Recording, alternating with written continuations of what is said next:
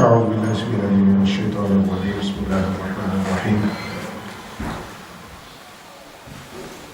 نحمده ونصلي على رسوله النبي الكريم أما بعد فأعوذ بالله من الشيطان الرجيم بسم الله الرحمن الرحيم اللہ تعالیٰ نے قرآن پاک میں ارشاد فرمایا یا ایھا الذین آمنوا کتب علیکم الصیام کما کتب علی الذین من قبلکم لعلکم تتقون۔ اے ایمان والو، تم پر روزے فرض کر دیے گئے۔ پہلا تو اللہ تعالیٰ کا خطاب ہے، اور خطاب اگر دیکھیں نا ہم تو کتنا ہی پیارا خطاب ہے۔ ہم میں سے اکثریت جو ہے صاحب اولاد ہے، بچوں کو بلاتے ہیں، ایک انداز تو یہ ہوتا ہے پتر ادھر آ، بیٹا ادھر آ، ایک یہ ہوتا ہے کہ اے میرے بیٹے، زبان بھی چینج ہو گئی ہے لیکن اس کے ساتھ اس کو تکریم دینے کا انداز ہے۔ بچے کو آپ جو عزت دے رہے ہیں ایک یہ بھی انداز ہے۔ تو اللہ تعالیٰ کا جو انداز ہے وہ انتہائی محبت والا ہے، انتہائی تکریم والا ہے، یعنی اپنے پیارے حبیب صلی اللہ علیہ وسلم کی امت کو اللہ تعالیٰ عزت سے نواز رہا ہے۔ اس کا سٹارٹنگ ایسی ہے۔ اب فرمایا کتب علیکم الصیام، تم پر روزے فرض کر دیے گئے۔ اب روزوں کی فرضیت جو ہے یہ کوئی معاذ اللہ سزا دینے کے لیے ہے کہ اللہ تعالیٰ چاہتا ہے کہ ہم سب جو ہے وہ بس سارا دن کھا پی نہ سکیں، بلکہ ہم سزا ہوتے ہیں، تو ایسا کچھ نہیں ہے۔ کیا مقصد یہ ہے؟ مقصد یہ نہیں ہے، وہ آگے آ جائے گا۔ کیا صرف ہم پر فرض کیے گئے ہیں؟ ایسا بھی نہیں ہے۔ اللہ تعالیٰ نے ان دونوں سوالوں کا جواب آگے دیا ہے۔ فرمایا کما کتب علی الذین من قبلکم، تم پر روزے اسی طرح فرض کیے گئے ہیں جس طرح تم سے پہلے لوگوں پر فرض کیے گئے ہیں۔ تو یاد رکھیں کہ رمضان المبارک جو ہے، روزے جو ہے، یہ صرف اور صرف مسلمانوں پر فرض نہیں ہے بلکہ یہ پہلی امتوں پر بھی فرض تھے۔ اب یہ تو ہو گیا کہ صرف ہم پر فرض نہیں ہے بلکہ پہلوں پر بھی فرض تھے، تو فرض کیوں تھے؟ فرمایا لعلکم تتقون، یہ کوئی پنشمنٹ یا سزا نہیں ہے بلکہ یہ اس لیے ہے تاکہ تم متقی بن جاؤ، تمہیں تقوی مل جائے، تمہارے اپنے فائدے کے لیے ہے، تاکہ تمہاری جو دل ہے وہ صاف ہو جائے، تمہاری روح صاف ہو جائے، تمہارا اللہ تعالیٰ کے ساتھ کنیکشن مضبوط ہو جائے۔ یہ اس لیے ہے تاکہ تم متقی ہو جاؤ۔ اب اللہ تعالیٰ کے ساتھ جب کنیکشن مضبوط ہوگا تو پھر کیا ہوگا؟ اب دیکھیں، صبح سے لے کے شام تک جب ہم بھوکے پیاسے رہیں گے تو ظاہر ہے مسائل مشکل ہے، اور ہم سب جانتے ہیں یہاں پہ جنہوں نے گرمیوں کے روزے رکھے ہیں اب اسے کوئی 10-12 سال پہلے، 10 سال پہلے، تو آپ کو یاد ہے کہ 10:15 بجے رات کو روزہ کھول رہے تھے اور صبح 1:30 بجے بند کر رہے تھے۔ صبح بھی نہیں کہہ سکتے ہم، تو آدھی رات کو 1:30 بجے بند کر رہے تھے۔ تو اتنا لمبا روزہ رکھنا بظاہر اگر ہم دیکھیں یہ سزا ہی لگتی ہے معذاللہ، لیکن اللہ تعالیٰ کا منشا، اس کی رضا، اس کا مطلوب جو ہے وہ یہ ہے کہ تم متقی بن جاؤ تاکہ تمہیں تقوی مل جائے۔ ایک لحاظ سے ہم دیکھیں تو یہ روزہ جو ہے یہ انسان کا جو بلیو ان ون گاڈ ہے اس کو بہت مضبوط کرتا ہے، جس کو ہم عقیدہ توحید کہتے ہیں۔ توحید اس کو بہت سٹرانگ کرتا ہے۔ اب آپ کہیں گے جی کہ اس میں توحید کہاں سے آ گئی؟ یہ تو روزہ زندہ رکھنا ہے۔ توحید اس طرح سے آتی ہے کہ آپ اپنے گھر میں اکیلے ہو، کوئی بھی نہیں آپ کے پاس، ٹھیک ہے، کچن ہے، فریج بھری پڑی ہے سامان سے، جب چاہے جو چاہے آپ کھا سکتے ہیں، آپ کے پاس فل اختیار ہے، کوئی CCTV کیمرہ بھی نہیں لگا ہوا ہے، کوئی آپ کو دیکھنے والا بھی نہیں ہے، تو آپ سب کچھ ہوتے ہوئے، اختیار ہوتے ہوئے آپ کچھ بھی نہیں کھا رہے، کیوں نہیں کھا رہے؟ یہ ہے اللہ تعالیٰ کی توحید پہ، اس کی وحدانیت پہ آپ کا یقین اور ایمان، کہ آپ کو پتہ ہے اللہ وحدہ لا شریک ہے، وہ دیکھ رہا ہے آپ کو، آپ اس کے ریڈار کے اندر ہے. اگرچہ یہ دنیاوی سی سی ٹی وی پہ نہیں لگے ہوئے، لیکن اللہ تعالیٰ جو ہے اس کی آپ نظر میں ہے. تو یہ مضبوطی جو ہے توحید کی، اللہ تعالیٰ کے ساتھ کنیکشن کی، تعلق کی، رمضان شریف کے ساتھ آتی ہے. اب آپ نے روزہ تو رکھ لیا، سارا دن بھوکے اور پیاسے رہے، یہ تقریباً 20-21 گھنٹے گرمیوں میں رکھ لیے، اور بھی سردیوں میں مزے بھی ہوتے ہیں. چھوٹا سا روزہ جب آئے گا 4:45 بجے کھل جائے گا تو وہ بھی ہوگا. تو یہ سارے کا سارا جو روزہ رکھا اور اتنا کچھ کیا، تو ایک تو یہ ہے کہ ہمیں تقویٰ مل گیا، اور دوسرا یہ ہے کہ اس کا ریوارڈ وہ کیا ہوگا. اللہ تعالیٰ نے، نبی پاک صلی اللہ علیہ وسلم نے ارشاد فرمایا کہ روزہ دار کے منہ کی جو بو ہے، جب وہ افطار کرنے کے ٹائم کے قریب جاتا ہے تو اس کے منہ کی جو بو ہے وہ اللہ تعالیٰ کو کستوری سے بھی زیادہ پسند ہے. جس طرح یہ انتہائی جو قیمتی پرفیوم ہے ان میں سے مشک، کستوری اور یہ چیزیں، فرمایا کہ جتنی سب سے بیسٹ جو آپ کہہ سکتے ہیں پرفیوم ہو، روزہ دار کے منہ کی بو اللہ تعالیٰ کو اس سے بھی زیادہ پسند ہے. تو یہ ون آف ریوارڈ ہے اس کا. اور یہ تو جو وہ ہے جو ہمیں سمجھ آتا ہے، جو دنیاوی لحاظ سے ہم دیکھتے ہیں. خوشبو کسی نے اچھی لگائی ہو تو ہم ملتے ہی کہتے ہیں ماشاءاللہ کیا خوشبو لگائی ہے آپ نے، آپ کی طبیعت کو راحت دیتی ہے. تو اللہ تعالیٰ کو وہ بو جو ہے وہ روزہ دار کی اتنی پسند آتی ہے کہ اللہ تعالیٰ اس سے خوش ہوتے ہیں. اور پھر اسی طرح نبی پاک صلی اللہ علیہ وسلم نے ارشاد فرمایا کہ اللہ تعالیٰ فرماتا ہے کہ الصوم لی وانا اجزی بہ، کہ روزہ صرف اور صرف میرے لیے ہے، وانا اجزی بہ، اور صرف میں ہی اس کی جزا دیتا ہوں. یعنی روزہ ایک ایسی چیز ہے کہ جس کی جزا میں بذات خود عطا فرماتا ہوں. باقی چیزوں کی جزائیں جو ہے اللہ تعالیٰ نے فرشتوں کو مقرر کر رکھا ہے، ان کی ڈیوٹیز ہے، وہ اپنے اس کے حساب سے آپ کو پہنچا دیتے ہیں. یہ ایسی چیز ہے جس کی بذات خود اللہ تعالیٰ کی ذات کی طرف سے آپ کو جزا ملتی ہے. اور ایک روایت میں ہے وَأَنَا أُجْزَى بِهِ کے الفاظ، اس کو مجہول کر کے پڑھ لیا جائے تو اس کا مطلب یہ ہے کہ روزہ صرف اور صرف میرے لیے ہے اور میں بذات خود اس کی جزا ہوں. یعنی روزے کی جزا میں خود ہوں. اللہ تعالیٰ کا فرمان کا مطلب یہ ہے کہ اگر تم چاہتے ہو کہ میں تمہارا ہو جاؤں تو روزہ رکھو. اگر تم روزے دار ہو، اگر تم روزہ رکھتے ہو تو سمجھ لو کہ میں تمہارا ہو گیا. تو ابھی دیکھیں کتنے بڑے اللہ تعالیٰ کی طرف سے انعامات ہیں، کتنی بڑی عطائیں ہیں کہ جس کو اللہ مل جائے اس کو اور کیا چاہیے، جس کو اللہ مل جائے اس کو پھر اور کیا چاہیے. تو یہ جزا ہے رمضان مبارک کی روزوں کی، یہ ریوارڈ ہے. اور اس کے بعد پھر اگلی آیت مبارکہ میں اللہ تعالیٰ نے فرمایا ایام معدودات، فرمایا کہ گنتی کے چند ایک دن ہیں. یہ کو بہت پورا سال تو آپ نے نہیں رکھ لینا، گنتی کے چند دن ہیں. فمن كان منكم مريضا او على سفر فعدة من ايام اخر، فرمایا اگر تم میں سے کوئی مریض ہو یا پھر سفر پر ہو، فعدة من ايام اخر، تو روزہ کو چھوڑ لے اور رمضان شریف کے بعد اتنے دن پورے کر لیں، گنتی کو پورا کر لیں. As simple as. اب یہ والی چیز جو ہے اس کو ہمیں اس حساب سے دیکھنا چاہیے کہ بعض اوقات ہمارے پاس مسائل آتے ہیں. ابھی ہم میں سے بھی ہمارے گھروں میں بھی ممکن ہے کوئی ایسے مریض ہو. ایک مسئلہ تو یہ آتا ہے کہ اگر کوئی شخص انہیلر استعمال کر رہا ہے، یہ بہت کامن ہے، تو کیا اس کے استعمال سے روزہ ٹوٹ جاتا ہے یا بچ جاتا ہے؟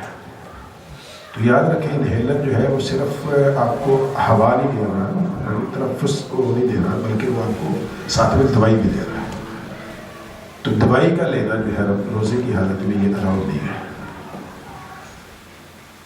تو اگر آپ کی حالت ایسی ہے کہ آپ پورا دن روزہ اس کے بنا پورا نہیں کر پاتے، یعنی آپ کی سچویشن بس ہے، بعض لوگوں کو زیادہ ہوتا ہے یہ دوائی کا مسئلہ، تو پھر اس صورت میں آپ کے لیے آسان پیکج ہے اللہ تعالیٰ نے قرآن پاک میں. یہ تو حدیث شریف میں بھی نہیں ہے کہ بندہ کہے کوئی کہہ دے کہ ضعیف ہوگی یا صحیح ہوگی، قرآن پاک میں ہے فرمایا فَعِدَّةٌ مِّنْ أَيَّامٍ أُخَرَ. ایزی ہے کہ آپ روزے کو چھوڑ لیں اور بعد میں پورے کر دیں. اور اگر ایسا ہے کہ کسی کو مستقل ہے، بندہ یہ بھی تو کہہ سکتا ہے جی اگر اب نہیں رکھے جا رہے تو تب کیسے رکھیں گے، یہ بھی تو ہو سکتا ہے نا کہ اب میں اگر دمے میں ہوں یا میں انہیلر استعمال کر رہا ہوں تو بعد میں کیسے رکھوں گا. تو اس کا اللہ تعالیٰ نے فرمایا وَعَلَى الَّذِينَ يُطِيقُونَهُ فِدْيَةٌ طَعَامُ مِسْكِينٍ. اور اگر کوئی ایسا مریض ہو جائے، ایسا بیمار ہو جائے اور طاقت والا ہو، ٹھیک ہے، تو اسے چاہیے کہ وہ فدیہ دے دے. اور اگر ایک ایسا مریض ہو گیا شخص کہ اس کو پتا ہے کہ اب اس سے میں بہتر ہونے والا نہیں ہے، مستقل دوائی پہ چلا گیا ہے، مستقل دوائی پہ، تو روزہ پورا نہیں کر پاتا یا کر نہیں سکتا، بعد والے ایام میں بھی پورا نہیں کر سکتا، تو پھر اس کے لیے کیا ہے وَعَلَى الَّذِينَ يُطِيقُونَهُ فِدْيَةٌ. تو اس پر فدیہ ہے. اور فدیہ کیا ہے؟ طعام مسکین، ایک مسکین کا کھانا ہے. کسی ایک شخص کو آپ نے روزہ اس کی سحر و افطار کا بندوبست کرنا ہے. تو یہ والی چیز جو ہے اس کو یاد رکھنا چاہیے ہمیں. اور اسی طرح ٹیکے کے بارے میں بھی ہے، بہت سارے علماء فرماتے ہیں کہ نہیں لگوانا چاہیے روزے کی حالت میں، اس سے پرہیز کرنا چاہیے.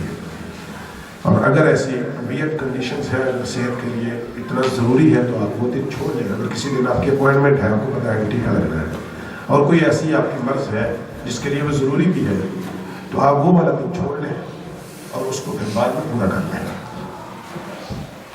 بعض علماء نے یہ بھی کہا ہے کہ آپ ٹیکہ لگوا سکتے ہیں. آپ کہیں گے یہ کیا بات ہوئی، ادھر جائیں کہ ادھر جائیں. بعض اوقات ہم کہتے ہیں یہ مولوی لوگ ہیں نہیں، ادھر کو بھی چلے جاتے ہیں ادھر کو بھی چلے جاتے ہیں. اب اس میں فرق کیا ہے؟ جو علماء کہتے ہیں کہ آپ لگوا سکتے ہیں، وہ کہتے ہیں کہ یہ ٹیکہ جو ہے یہ آپ کے پیٹ میں نہیں جا رہی خوراک، بلکہ آپ کی وینز میں جا رہی ہے، ناڑ میں جا رہی ہے. تو کھانا پینا جو ہے جو روزے کو توڑتا ہے چونکہ آپ کے پیٹ میں جاتا ہے تو اس وجہ سے ٹوٹ جاتا ہے. چونکہ وہاں پہ پہنچا نہیں ہے تو اس وجہ سے آپ کا روزہ باطل نہیں ہوگا، تو اس وجہ سے وہ الاؤ کر دیتے ہیں. تو یہ ایک اجتہاد اس کو کہتے ہیں، کوشش کرتے ہیں. اگر کوئی اس کو زیادہ بہتر سمجھتا ہے تو وہ اس پہ چلا جاتا ہے، اور اگر کوئی اس کو کہتا ہے تو ہم ایسا نہیں کہتے کہ یہ والے نے بالکل غلط کر دیا، وہ والے نے. اب دیکھیں نا ان کا بھی نقطہ اپنی جگہ سے سمجھ میں آنے والا ہے کہ جی آپ کے پیٹ میں وہ چیز نہیں جا رہی. اور جو علماء کہتے ہیں کہ نہیں لگوانا چاہیے، وہ ظاہر ہے وہ کہتے ہیں کہ جسم میں آپ کی کوئی چیز داخل تو ہو رہی ہے نا، کیسے بھی ہو رہی ہے، تو اس لحاظ سے دیکھا جائے تو. اور یاد رکھیں یہ وہ والا ٹیکہ ہے جو آپ کی ہیلتھ کو بہتر کرنے کے لیے ضروری ہو. ٹھیک ہے، ایسا ٹیکہ نہ ہو جو معاذ اللہ نہ کرے، اللہ تعالیٰ سب کو محفوظ رکھے. نشے والے لوگ بھی لگا لیتے ہیں اپنے آپ کو، تو اس ٹائپ کا اگر کسی کو وہ اس کو طلب ہو رہی ہے وہ ٹیکہ لگوا لے کر ٹھیک ہے یہ بھی الاؤڈ ہے، تو وہ اس میں نہیں آتا ہے. یہ ایک کنڈیشن ایسی ہے کسی کی صحت کے مسائل ہیں تو اس کے لیے لگوا لیں. تو یہ چیز ہے. یہ میں نے چاہا کہ یہ دو چیزیں جو ہیں اس کو تھوڑا سا کلیئر کر دیں، کیونکہ رمضان شریف میں یہ چیزیں بہت آتی ہیں اور بار بار پوچھے جاتے ہیں یہ چیزیں. اگر آپ سے کوئی پوچھتا ہے تو آپ کو بھی پتہ ہو تو آپ بھی ایزیلی ان کو گائیڈ کر سکتے ہیں. ایک دو چیزیں یہ تھیں. اس کے علاوہ جو ہے رمضان شریف میں کچھ چیزیں مینجمنٹ کے حساب سے ہے، کچھ ابھی کام کے حساب سے ہے. جیسا کہ آپ سب کو پتہ ہے کہ پچھلے سالوں میں بھی ہم لوگ مینیج کر رہے ہیں الحمدللہ. پہلے سال میں یہ ہمارے بھائی موجود ہیں، ابھی سامنے تعریف تو مناسب نہیں ہوتی، ہم اکیلا ہی ہوتا تھا یہاں پہ، اور فضل عادت صاحب کھانا لے کے آتے تھے افطاری کا، تو یہاں سے شروع ہوئے تھے الحمدللہ. اور ابھی لاسٹ ایئر اگر ہم دیکھیں تو الحمدللہ ایوریج میرا خیال 80 لوگ ہوتے تھے ہمارے پاس، تقریباً 60 to 80. 60 کا ہم بندوبست کر رہے تھے لیکن ہمیں بڑھانا پڑا تھا، تو تقریباً ایوری ڈے 70 to 80 لوگ جو ہے وہ ڈیلی افطار کر رہے ہیں الحمدللہ. تو اس دفعہ بھی ظاہر ہے ممکن ہے اس سے بڑھ جائے. انشاءاللہ کوشش بھی ہوگی جو بڑی ظاہر ہے جتنے لوگ آتے ہیں اتنی برکت آتی ہے. مسجد آباد ہو تو ظاہر ہے اللہ کا گھر آباد ہی ہونا چاہیے, تو خوبصورت لگتا ہے جب آباد ہوتا ہے. اور ساتھ ساتھ میں یہ ہے کہ جتنے لوگوں کو یہ ہم کرتے ہیں, افطار کرتے ہیں, کرواتے ہیں, ٹھیک ہے, تو اتنا ہی نبی صلی اللہ علیہ وسلم نے فرمایا کہ جو شخص کسی کو افطار کرواتا ہے تو وہ بالکل اتنا ہی ثواب اس کو ملتا ہے جتنا روزہ رکھنے والے کو ملتا ہے. صحابہ کرام علیہ رضوان نے عرض کیا کہ یا رسول اللہ, اگر کسی کے پاس کچھ نہ ہو تو وہ افطاری کروانے کی طاقت ہی نہیں رکھتا تو وہ کیا کرے؟ فرمایا کہ وہ چاہے ایک کھجور کے ساتھ ہی کسی کو افطار کروا دے تب بھی اتنا ثواب مل جائے گا. اور فرمایا کہ چاہے کسی آدھے گلاس پانی کے ساتھ ہی کسی کو افطار کروا دے تب بھی اتنا ثواب ملے گا. امیجن کیجیے کہ کتنا آسان ہے. ایک تو آپ نے خود روزہ رکھ لیا, آپ کو اتنا ثواب مل گیا. ایک آپ کسی کو افطار کروا دیتا ہو, اس کا بھی ثواب مل گیا. اور امیجن کریں کہ اگر آپ 70 لوگوں کو روز افطار کروا رہے ہو تو آپ کو 70 لوگوں کا روز مل رہا ہے. اب آپ کہیں گے جی میں بھی کہہ سکتا ہوں کہ 70 بندوں کو ہر روز افطار کروانے کی تو ہمیں طاقت نہیں ہے, لیکن ہمیں یہ تو طاقت ہے کہ ہم 70 لوگوں کو پانی پیش کر دیں, یا ان کو کھجور پیش کر دیں, یا ان کو کھانا پیش کر دیں, اٹھا کے پکڑا دیں. یہ تو ہم کر رہے ہیں نا, اور کتنا آسان ہے.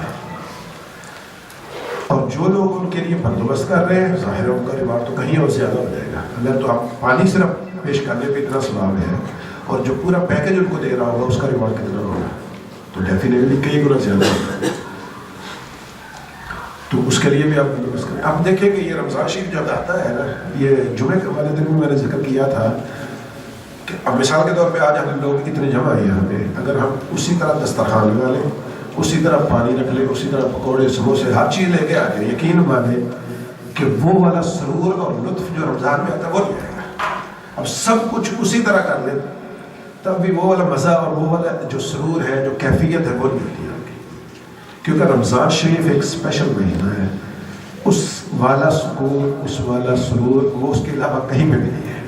اب جو بھی کر لیں اس میں جو رحمتیں ہیں, اس میں جو برکتیں ہیں, ان کو حاصل کرنے کا موقع ہمارے پاس پھر سے آتا ہے.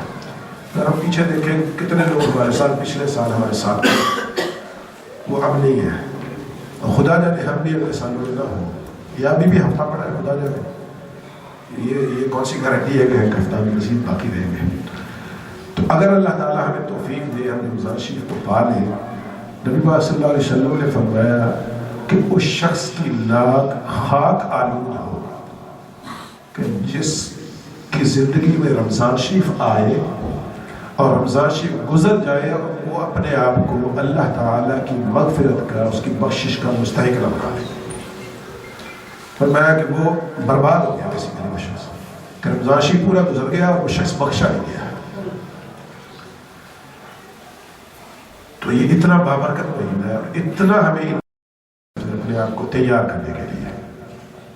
اور نبی پاک صلی اللہ علیہ وسلم تو رجب کے مہینے سے 2 مہینے پہلے نبی پاک صلی اللہ علیہ وسلم دعا شروع کر دیا کرتے تھے, اللہم بارک لنا فی رجب و شعبان و بلغنا رمضان. یہ دعا کرنا شروع کر دیتے تھے وہیں سے. اور یہ شعبان کا مہینہ ہے جس میں ابھی ہے, اس میں تو عائشہ صدیقہ رضی اللہ تعالیٰ عنہا فرماتی ہیں کہ نبی پاک صلی اللہ علیہ وسلم رمضان المبارک کے علاوہ کسی بھی ایک مہینے میں جو روزے رکھتے تھے, سب سے زیادہ روزے وہ شعبان میں ہوتے تھے. یعنی اپنے آپ کو تیار کرنا شروع کر دیتے تھے. اس مہینے میں اتنے روزے رکھتے تھے کہ رمضان شریف کے علاوہ سب سے زیادہ نمبر آف ڈیز فاسٹنگ کے اس مہینے رکھتے تھے. تو یہ ایک کائنڈ آف تیاری تھی, اپنے آپ کو پرپیئر کرنا شروع کر دیتے تھے پہلے سے. اور رمضان شریف کا احترام, اس کا استقبال, اس کا ایک انداز تھا. تو ہمیں بھی چاہیے کہ ابھی سے ہم اپنے آپ کو تیار کرنا شروع کریں, اور اس کے لیے گھروں کو ہمیں ستھرا کرنا چاہیے, صاف کرنا چاہیے جہاں تک ممکن ہو. ہمارے یاد ہوگا ہم سب جو پاکستان سے ہیں,